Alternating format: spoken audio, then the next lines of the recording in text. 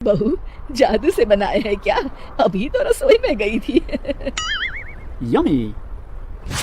माँ जी, शीला रसोई में पकौड़े तल रही है, मैं बस लेकर आई। हे भगवान, मेरा धर्म भ्रष्ट कर दिया तूने। अब तो गंगा जल से शुद्धिकरण करना होगा। दूसरे दिन, माँ जी मैंने नाश्ता बना दिया है, ऑफिस जा रही हूँ। पर अभी तो घर का सारा काम पड़ा है। शीला आती ही होगी, झाड़ू पोछा बर्तन कपड़े वो सब कर लेगी। हमारे जमाने में घर का सारा काम हम ही करते थे। जी माँ जी, आप बहुत होशियार हैं, मैं घर ऑफिस दोनों नहीं संभाल पाती। तो जरूरत क्या है घर से बाहर जाकर चाकरी करने की? वैसे भी घर का काम खुद करने से घर में बरकत आती है, समझी?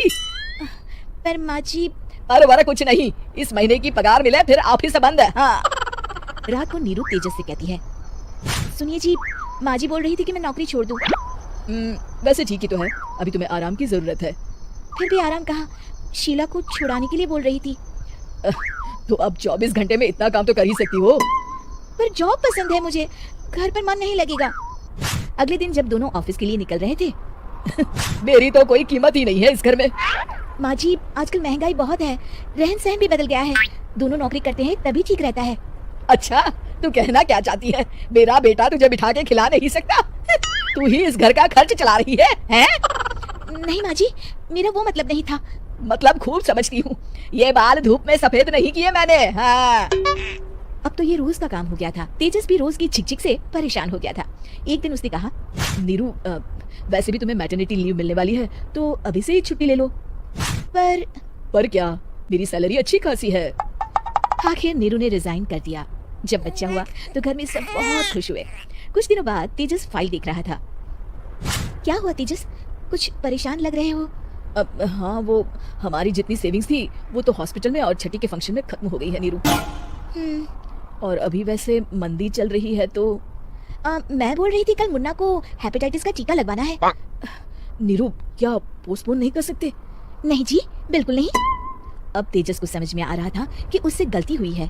पैसों की कमी का असर घर के माहौल पर भी पड़ रहा था। अगले दिन, बेटा मेरा चश्मा और ये दवाइयाँ ले आना, पर्चा देते हुए माँ जी ने कहा।